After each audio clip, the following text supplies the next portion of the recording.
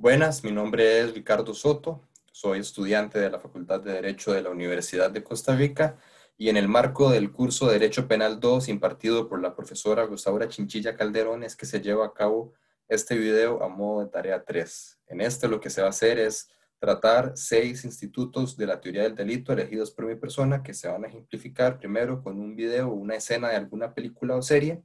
Se va a explicar por qué se da el instituto en dicha escena y luego se va a analizar cómo se resolvería ese caso en nuestro país con nuestra normativa, específicamente pues nuestro código penal.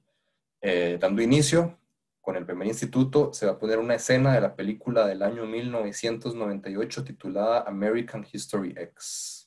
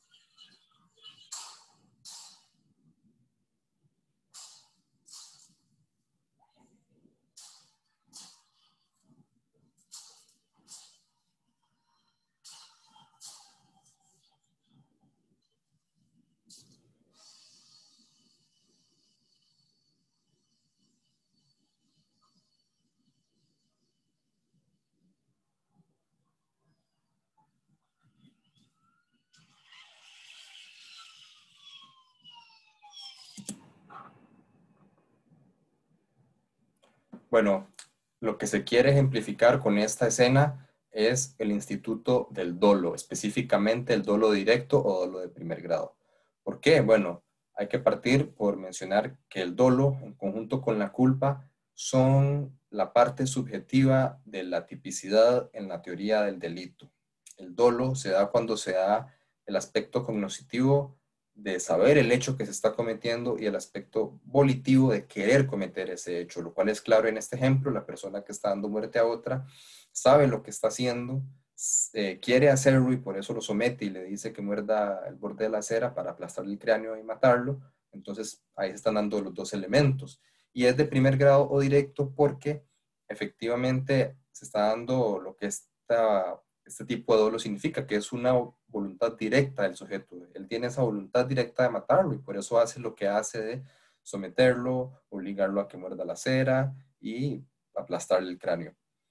En ese sentido, es dolo específicamente directo de primer grado. Ahora bien, ¿cómo se resolvería? A primera vista es un homicidio. Entonces se creería que aplicaría el artículo 111 sobre homicidio simple, que dice lo siguiente. Quien haya dado muerte a una persona será penado con prisión de 12 a 18 años. Sin embargo, se considera que en este caso lo que hay no es un homicidio simple, sino uno calificado, que es el artículo siguiente, 112, específicamente por el inciso 5, que dice, se impondrá prisión de 20 a 35 años a quien mate, inciso 5, con alevosía o ensañamiento. ¿Por qué se considera que aplica aquí esto y que por ende es un homicidio calificado? Porque se considera que aquí hay ensañamiento. El ensañamiento, de acuerdo con un artículo sobre homicidio calificado por alevosía o ensañamiento o medios insidiosos del 2013 del Centro de Información Jurídica en Línea, CIJUL, ensañamiento es cuando el homicida añade a la finalidad de matar otra, que es la de ejercer en dar muerte un sufrimiento innecesario para la persona a quien está matando. Y aquí se puede ver eso, tenía un arma, podía matarlo rápidamente con el arma, pero decide generarle un sufrimiento a la hora de decirle que abra la boca y muerda el borde de la acera y darle muerte aplastando el cráneo contra el pavimento. Es un sufrimiento porque le genera más dolor, porque además le genera más miedo, más suspenso, una humillación y pues bajo esas condiciones sería un homicidio calificado donde se resolvería de acuerdo al artículo 112 y es un instituto, como ya se dijo, de dolo, y específicamente de dolo directo o de primer grado. Continuando con el segundo instituto de la teoría del delito que se quiere representar, se va a compartir una escena de la película del año 1994 llamado Pulp Fiction.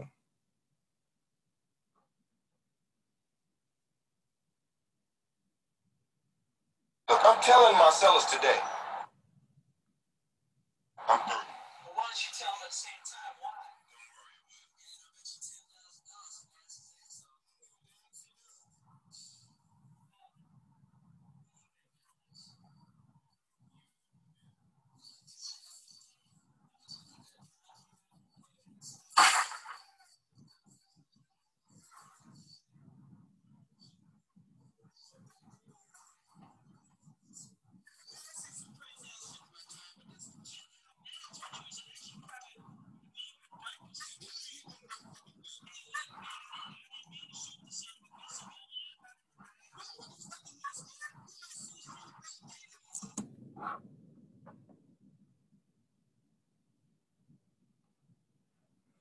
Bueno, con esta segunda escena lo que se quiere ejemplificar es el instituto de un delito culposo, específicamente un delito culposo inconsciente o sin representación. Primero, hay que explicar que la culpa, en conjunto con el dolo, es la parte subjetiva de la tipicidad en la teoría del delito. Y la culpa se da cuando hay una falta al deber del cuidado, cuando sea una acción que se puede evitar, cuando hay evitabilidad en esa acción. En este caso, se da esa falta de deber de cuidado. ¿Por qué? Porque quien comete la acción de matar a otra persona lo hace porque volvió a hablarle teniendo una pistola cargada en mano señalándole, y por accidente, porque el carro majó un bache en la calle, el arma se activó y disparó.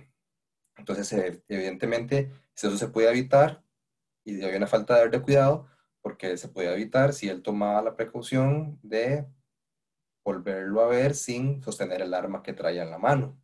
Ahora bien, es una culpa, un delito, un delito culposo sin representación o inconsciente, porque no hay una conciencia de que eso puede pasar. Él no previó que eso pudiera pasar, no le pasó por la mente que eso pudiera pasar, y era algo que él no quería que pasara. Él se volvió a hablarle de manera tranquila y efectivamente el arma se activó, pero no era lo que él quería.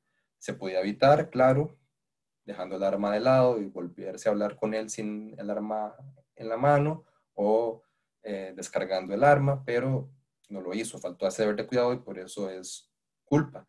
Pero es un delito culposo, inconsciente o sin presentación, porque él no se lo previó. Él no pensó que eso podía pasar y por eso con tranquilidad se volvió a hablarle, pero no tomó la precaución de dejar el arma o descargarla. Por eso es un homicidio culposo, un delito culposo que es un homicidio culposo, porque generó muerte por una situación que él no quería que se diera. No fue a propósito, fue por la circunstancia de que el carro pasó por un bache y generó que se activara el arma.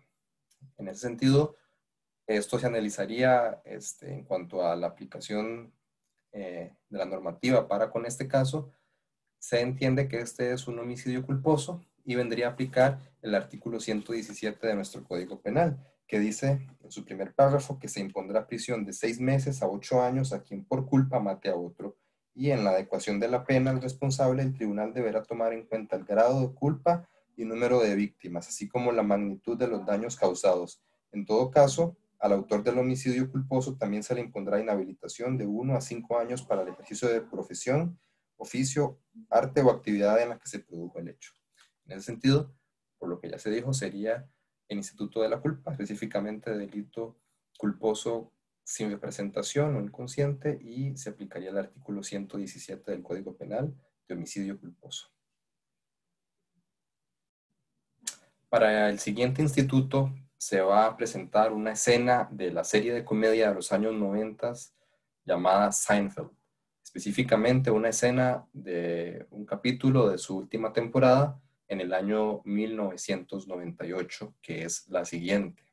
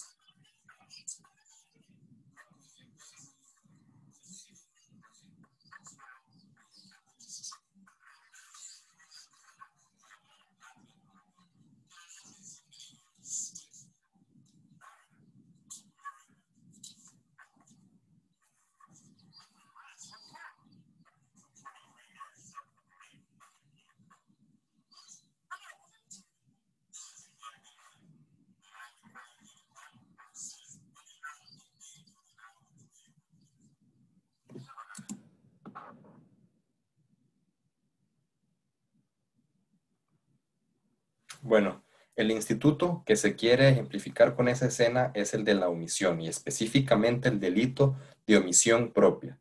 Primero, cabe mencionar que la omisión cabe en la acción, que la acción es uno de los componentes o elementos de la teoría del delito. Y los delitos de omisión propia son aquellos en los que, para nuestro ordenamiento jurídico, el delito está en la parte especial del código, es decir, después del artículo 111 del Código Penal. Y son delitos que tienen atrás una norma imperativa, una norma de hacer, de actuar, que en este caso sería una norma de dar auxilio, dar ayuda ante un peligro en el que se encuentre otra persona y que se está viendo. Eh, para Muñoz Conde y García Arán, con el texto de Derecho Penal que se utiliza para este curso, la omisión propia es cuando hay una infracción al deber de actuar. Y bueno, este caso efectivamente es un caso de un delito de omisión propia porque están yendo en contra de un deber de actuar, que era dar auxilio a la persona que estaba en peligro porque le estaba robando su carro.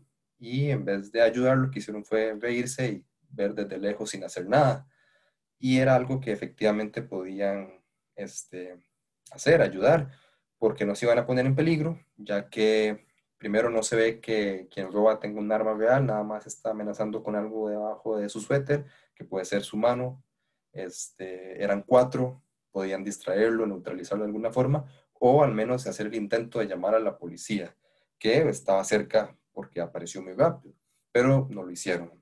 Y por eso se les reprime, como se ve en la escena, por una norma que obviamente no aplica aquí porque es local del lugar en el que estaban y en el país en el que están, que es en Estados Unidos, pero este, sí aplica como un delito de omisión propia también para nuestro ordenamiento porque se cumple con el requisito que ya se mencionó de que haya un delito que está en la parte especial del código, que traiga una norma imperativa de actuar atrás. Y en efecto, en nuestro Código Penal está el artículo 144 de la omisión de auxilio, que dice lo siguiente: quien encuentre perdido o desamparado a un menor de 10 años o a una persona herida o amenazada de un peligro cualquiera y omita prestarle el auxilio necesario según las circunstancias cuando pueda hacerlo sin riesgo personal, será reprimido con una multa igual a la mitad del salario mínimo establecido por la ley número 7337 del 5 de mayo de 1993. El juez podrá aumentar esta sanción hasta en el doble, considerando las condiciones personales del autor, sus posibilidades económicas, los efectos y la gravedad de la acción. En ese sentido, se cumple el requisito. Esta situación puede ejemplificarlo porque estaban ante un caso de una persona que se encontraba en peligro, no hicieron nada, podían hacerlo, no tenía por qué constituir un peligro, no se veía arma en quien estaba asaltando, eran cuatro, podían llamar a la policía que además se ve que estaba cerca, no lo hacen, entonces efectivamente se da este delito de omisión propia. Cabe mencionar que en el texto ya mencionado de Muñoz Conde y García Arán, ellos ejemplifican la omisión propia con el delito por omisión de socorrer, pero en el Código Penal Español, en el artículo 195, inciso 1, que es muy similar al nuestro, 144, con una pena diferente, de que se omita dar socorro cuando se está dando una acción típica y esté poniendo en peligro a una persona y las circunstancias hagan que pueda ayudarse. Entonces, se puede ver cómo efectivamente el caso, por lo que ya se dijo, es un caso de omisión propia y porque se podría resolver por el 144 de nuestro código y que en efecto es este instituto porque está el delito en la parte especial y porque se está faltando a ese deber de actuar, que en este caso era dar auxilio. Entonces este sería el tercer instituto, omisión, específicamente delito de omisión propia. Para continuar, el próximo instituto se va a ilustrar con una escena de la serie estadounidense de drama político House of Cards. Específicamente es una escena de la temporada número 4, de un capítulo de la temporada número 4 del año 2016, que es esta.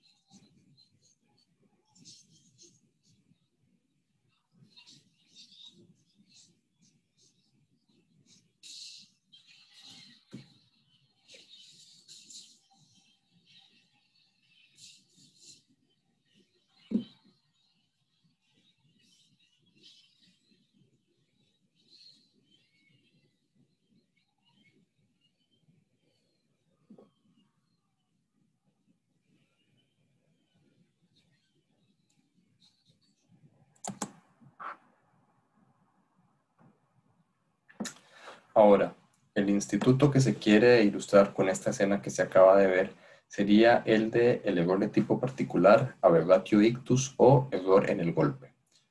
Primero, hay que mencionar que el error de tipo es cuando hay un falso conocimiento o desconocimiento de algún tipo objetivo. Esto en la tipicidad como elemento de la teoría del delito y que aplica para tipos dolosos, porque se sabe lo que está haciendo y hay una voluntad de hacerlo. Así, este error en el golpe o error ictus es particular porque a diferencia de lo que plantea la teoría del error de tipo con el error vencible y el invencible, en el error en el golpe no se elimina el dolo, sino que se mantiene y además hay culpa. ¿Por qué? Porque este error en el golpe o error ictus lo que plantea es que se da una acción dolosa con dolo, pero por alguna circunstancia o algún error o cualquier otra situación, se termina dando esa acción contra otra persona que no era la persona contra la que se quería. Por lo que hay un dolo, pero es un dolo tentativo, porque no se logró dar esa acción dolosa contra la persona que se quería. Y hay una culpa porque la acción sí se dio, pero contra una persona que no era contra la que se quería. Y bueno, esta escena efectivamente ejemplifica esto que yo acabo de decir, porque se ve como el presidente ficticio de los Estados Unidos está hablando con una muchedumbre, alguien de la muchedumbre saca un arma y dispara, pero no logra disparar y matar al presidente, sino que lo hace a uno de sus guardaespaldas. ¿Por qué? Pues porque estaba ahí a la par y calculó mal, lo apuntó mal el arma y le terminó disparando al guardaespaldas y matándolo y no al presidente. Así que en este caso pues hay un error en el golpe porque hay una acción dolosa pero la ejecuta contra una persona que no, contra quien no quiere ejecutarla. Contra esa persona hay culpa y contra el presidente, que era contra quien quería ejecutarla pero no lo logró, hay dolo pero a modo de tentativa. Así, esto se resuelve en nuestro ordenamiento jurídico como un concurso ideal, porque hay una unidad de acciones con pluralidad de infracciones jurídicas, pero que no se excluyen entre sí, porque si bien hay bienes jurídicos diferentes, a grandes rasgos hay un mismo itercriminis, hay un itercriminis común que genera que esas infracciones jurídicas no se puedan excluir entre sí. De esa forma, habría un concurso ideal donde habría un delito doloso tentativo y un delito culposo. El delito doloso tentativo se resuelve primero hablando del artículo 24, que lo que plantea es que hay tentativa cuando se inicia la ejecución de un delito por actos directamente encaminados a su consumación y esta no se produce por causas independientes de la gente. No se aplicará la pena correspondiente a la tentativa cuando fuera absolutamente imposible la consumación del delito. Y en esa línea hay que mencionar al artículo 73, que lo que dice es que el delito consumado tendrá la pena que la ley determina, fijada dentro de sus extremos de acuerdo con el artículo 71, y la tentativa será reprimida con la pena prevista para el delito consumado, disminuida o no a juicio del juez, y no es punible la tentativa cuando se tratare de contravenciones, que aquí no es una contravención, y el delito consumado, o que se intentó consumar, pero que se consumió con otro, fue el homicidio que a primera vista es simple y se regiría por el artículo 111 que dice que quien haya dado muerte a una persona será penado con prisión de 12 a 18 años.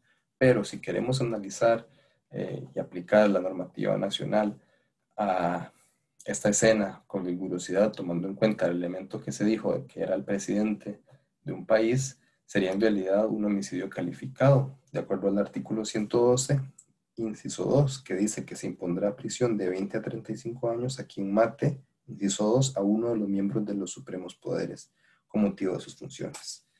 Y el delito culposo sería específicamente un homicidio culposo, que se fije en el artículo 117, que dice que se impondrá prisión de 6 meses a 8 años a quien por culpa mate a otro. En la adecuación de la pena al responsable, el tribunal deberá tomar en cuenta el grado de culpa, el número de víctimas, así como la magnitud de los daños causados. Así, Queda claro que es un caso de error de tipo particular, aberratio ictus o error en el golpe, porque hay una acción dolosa, pero se da contra una persona que no era contra la que se quería. Contra esa persona hay culpa y contra la persona contra la que sí se quería, pero no se logró ejecutar la acción, hay dolo, pero tentativo. Por ende se da, según lo que vimos, un concurso ideal con la pena del 102, inciso 2, disminuida o no, según decide el juez, y la pena del artículo 117 de homicidio culposo. Así, ese sería el instituto de error en el golpe o aberratio ictus, como error de tipo particular. Continuando, para ejemplificar, el próximo instituto se utilizará una escena de la película del año 2002 titulada Red Dragon, que es la siguiente.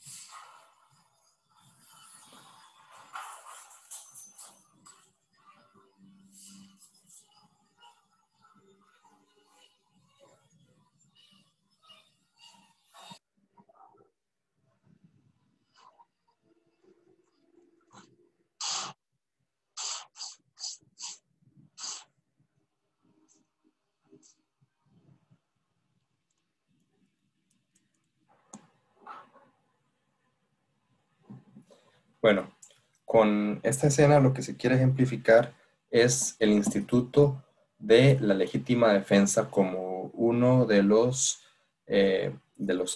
ejemplos de causas de justificación que existen, causas de justificación que se analizan dentro de la antijuridicidad formal como parte de la antijuridicidad de la teoría del delito.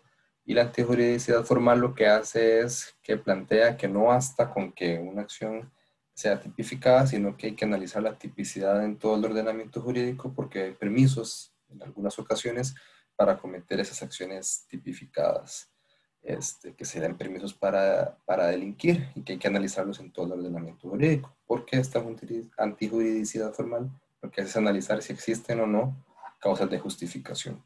Una de esas es la legítima defensa, que pues consta de una parte objetiva y una subjetiva. Una objetiva de que se cumplan requisitos y una subjetiva de que la persona se esté defendiendo y quiera hacerlo. Así, los requisitos serían pues que se esté dando una agresión ilegítima, que se esté defendiendo la persona o derechos propios o ajenos, que eso va para repeler la agresión o para impedirla, que sea por una necesidad razonable y que sea proporcional.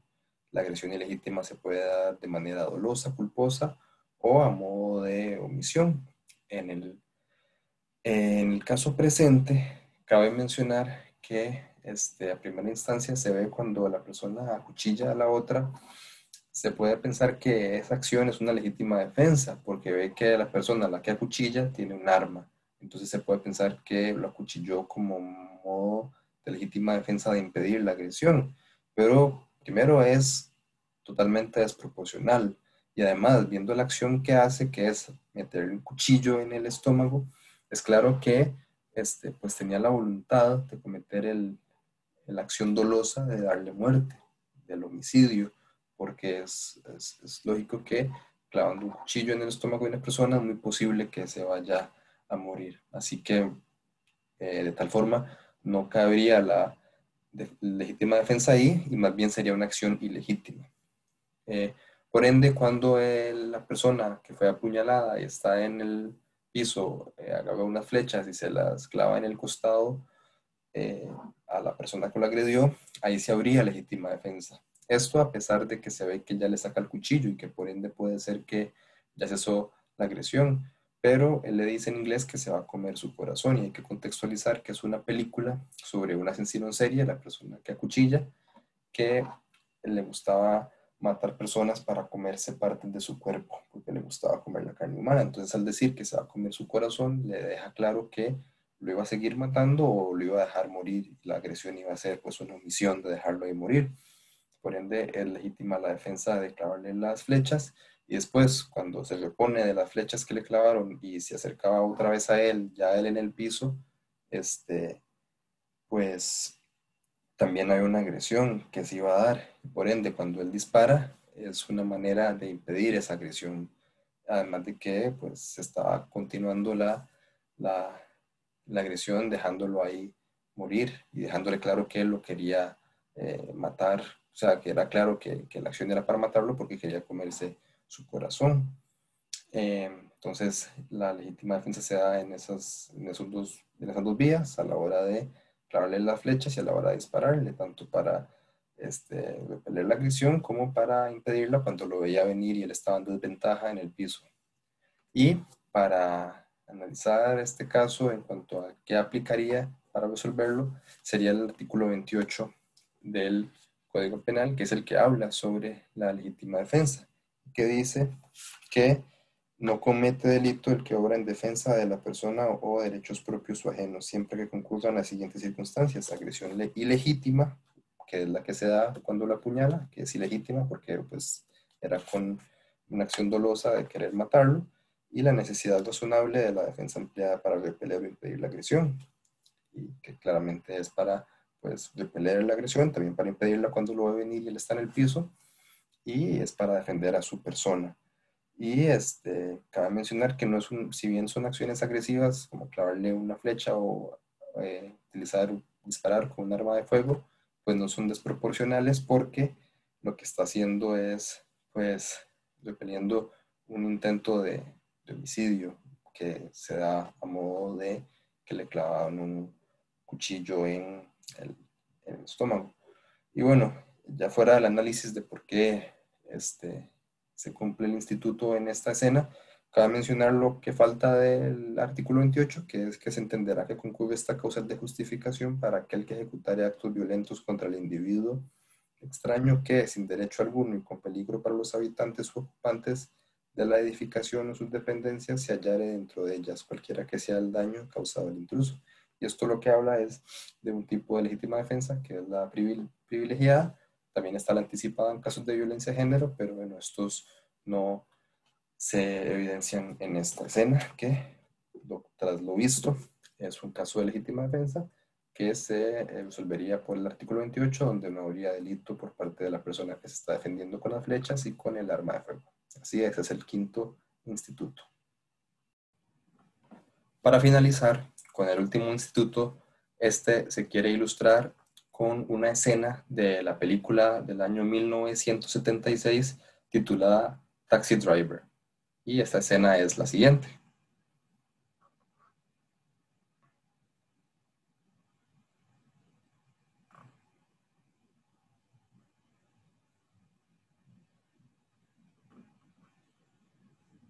Today I say to you, we are the people, you and I, and it is time to let the people rule.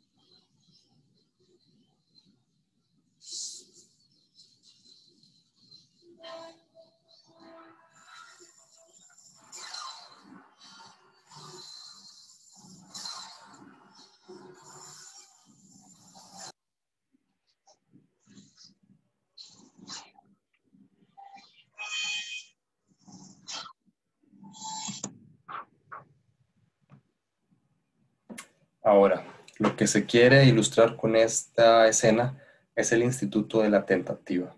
La tentativa, cabe mencionar que se da cuando el sujeto activo no logra su fin por situaciones ajenas a él, pero por medio de indicios se logra interpretar qué es lo que quería hacer.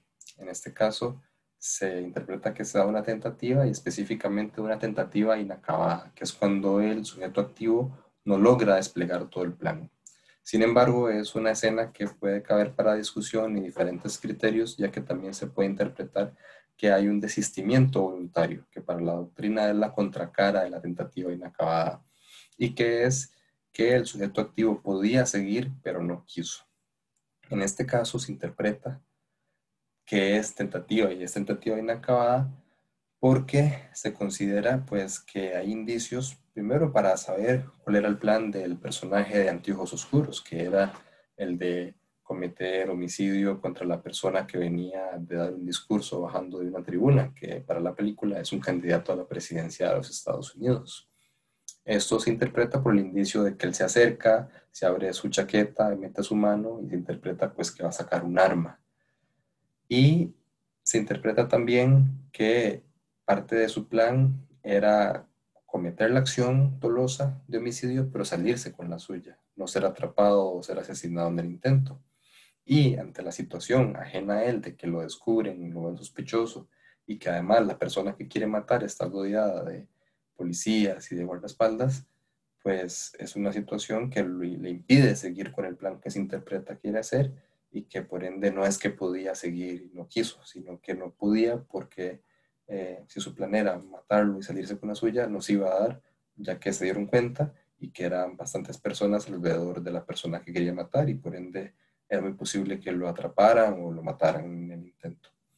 Entonces, se interpreta que fue algo ajeno a él, que no fue que él decidió no seguir, sino que simplemente no podía seguir y que por ende es tentativa y es inacabada porque no logra desplegar todo el plan de sacar el arma, activarla y cometer la acción dolosa de homicidio. Pero hay que dejar claro que es una escena que se presta para la discusión y diversos criterios de que puede para otras personas ser desistimiento voluntario. Ahora bien, para analizar este caso desde la normativa nacional y resolverlo, se empezaría por el artículo 24, que habla sobre la tentativa y dejar claro que la tentativa es cuando se inicia la ejecución de un delito por actos directamente encaminados a su consumación y esta no se produce por causas independientes de la gente, como en este caso, según la explicación que acabo de dar, y que no se aplicara la pena correspondiente a la tentativa cuando fuera absolutamente imposible la consumación del delito, que no es el caso aquí porque no había ninguna inidoneidad de medios o algo por el estilo. De acuerdo con ese artículo, también es necesario hablar y mencionar el 73, el artículo 73, que dice que el delito consumado tendrá la pena que la ley determina, fijada dentro de sus extremos de acuerdo con el artículo 71, y que la tentativa será reprimida con la pena prevista para el delito consumado, disminuida o no a juicio del juez, y que no es punible la tentativa cuando se tratare de contravenciones. En este caso, en efecto, no es una contravención y el delito consumado que se quería dar era el de homicidio simple, que está en el artículo 111 y que dice que quien haya dado muerte a una persona será penado con prisión de 12 a 18 años. Así, la solución de este caso, de acuerdo a nuestro ordenamiento jurídico, sería aplicar este artículo 111 con esa pena, disminuida o no, según lo que el juez decida, y esto de acuerdo a lo que dice el 73 del Código Penal, y se aplica ese 73 debido a que es tentativa, por lo que ya mencioné, y por ende rige el artículo que se leyó de primero, que es el número 24 del Código Penal. Así, es un caso de tentativa inacabada. Y bueno, con eso se pone fin a este video que trató de ilustrar 6 institutos diferentes de la teoría del delito por medio de escenas de películas y series. Muchas gracias.